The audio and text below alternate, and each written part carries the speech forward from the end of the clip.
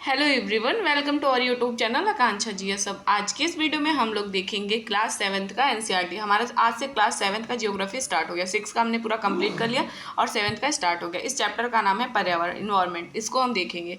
देखिए, बहुत ज़्यादा बड़ा चैप्टर नहीं, इसको हम देख लेंगे और फिर उसके बाद सेकेंड चैप्टर हम शुरू करेंगे आज शाम को ही। तो देखिए, शुरू करते हैं। लंबियों छुट्टियों के बाद रवि स्कूल जा रहा था, तब उसने देखा कि उसके स्कूल के निकट खेल के मैदान में खुदाई हो गई थी। मतलब स्कूल का मान लो हॉलीडे हुआ था, समर वेकेशन हुआ था और उसके बाद वो गया तो जो जहाँ पे खेलता था वहाँ पे देखा खुदाई हो गई थी। वहीं एक मैदान खेलने के लिए वहाँ पर था, मतलब वही सिर्फ एक मैदान था खेलने के लिए बच्चों के। लोगों ने बताया कि वहाँ उनके अनेक फ्लैट वाली एक बड़ी इमारत बनेगी। रवि को समझ में आया कि मुलायम घास, गेंदे के फूल एवं तितलियाँ वाला विशाल मैदान अब हमेशा के लिए नष्ट हो चुका है। वो सोच समझ गया ना कि ये सब अब नहीं रहेगा, तो उसकी आंखों में आंसू छलकने लगे। उसने यह बात अपने सहपाठी को बताई। सुबह की सभा में प्रधानाचार्य ने भी बहुत उदासी से कहा, देखो कैसे हमारा पर्यावरण बदल रहा है। जब मतलब ये सब हुआ तो उनके जो प्रधानाचार्य ने प्रिंसिपल थे, उन्होंने कहा देखो कैसे हमारा पर्यावरण बदल रहा है। कक्षा में पहुंचकर रवि ने शिक्षक से पूछा, पर्यावरण क्या है? जो कुछ भी अपने आसपास देखते हो, शिक्षक ने बताया, वही पर्यावरण है। रवि कहने लगा, इसका अर्थ है स्कूल भवन, मेज, कक्षा में रखी कुर्सी, यहाँ तक कि खुली मैदान, सड़क, कूड़ा करकट, मेरे दोस्त, ये सभी हमारे पर्यावरण के अंग हैं।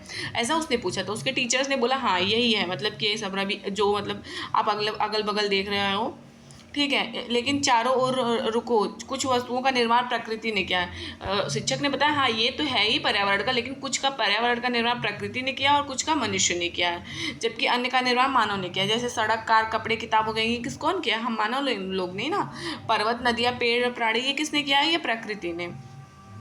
अब दो दो छात्र मिलकर काम करिए, अपने निकट बैठे सहपाठी के साथ मिलकर एक प्रकृति एवं मानव की सूची बनाई। ऐसा टीचर्स ने उनको वर्क दिया करने के लिए। देखिए, पर्यावरण क्या है? पर्यावरण हमारे जीवन का मूल आधार है। हमें सांस लेने के लिए हवा, पीने के लिए जल, खाने के लिए भोजन, रहने के लिए भूमि प्रदान करता है। बिल्कुल।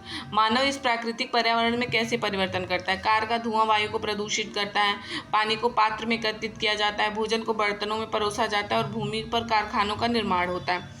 मानव कार, मील, कारखाने एवं बर्तनों का निर्माण करता है। इस प्रकार मानव से निर्मित मतलब मानव इस प्रकार से जो मानव प्राकृतिक पर्यावरण में परिवर्तन करता है। बिल्कुल भाई, पर्यावरण में हम लोग बहुत परिवर्तन कर रहे हैं, तभी तो इतनी सारी दिक्कतें हो रहा है। इसलिए हम प्राकृतिक पर्यावरण में परिवर्तन करते हैं और कभी कभी उसे नष्ट भी कर देते हैं।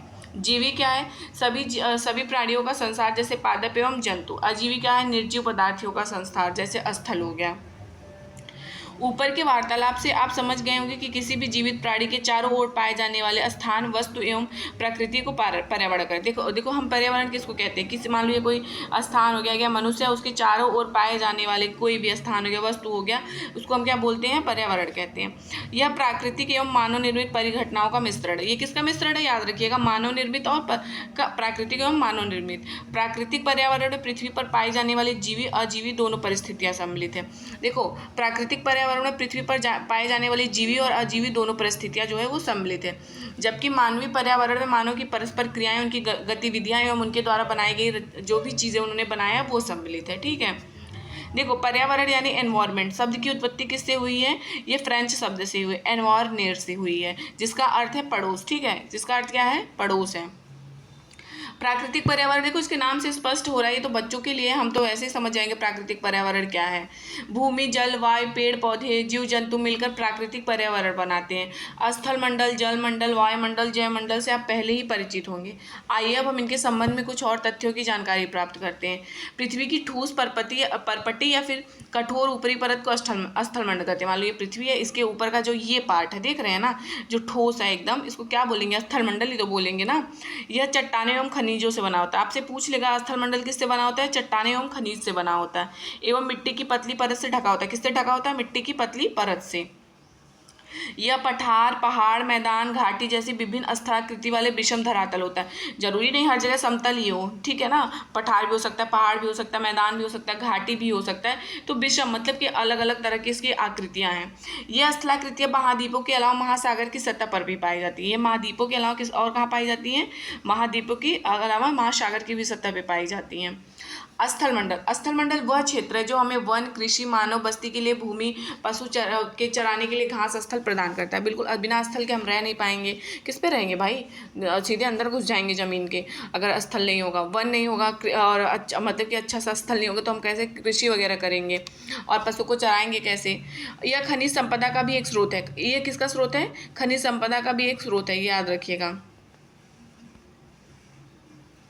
जल के क्षेत्र को जलमंडल कहते हैं। जल के क्षेत्र को क्या बोलते हैं, जलमंडल। यह जल के विभिन्न स्रोतों जैसे नदी, झील, महासागर आदि विभिन्न जलाशयों से मिलकर बनता है। यह सभी प्राणियों के लिए आवश्यक है।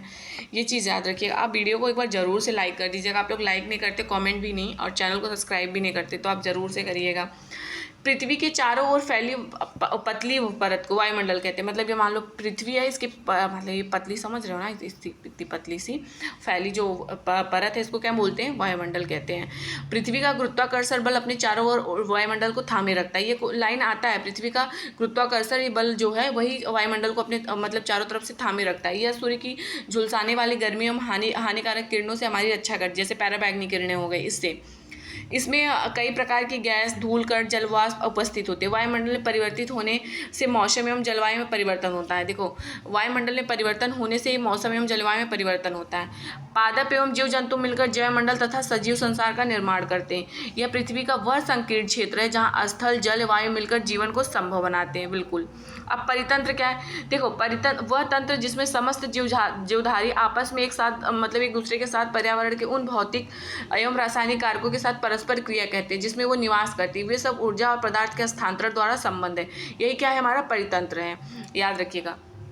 रवि है पूछता है सर कि ये परितंत्र क्या है।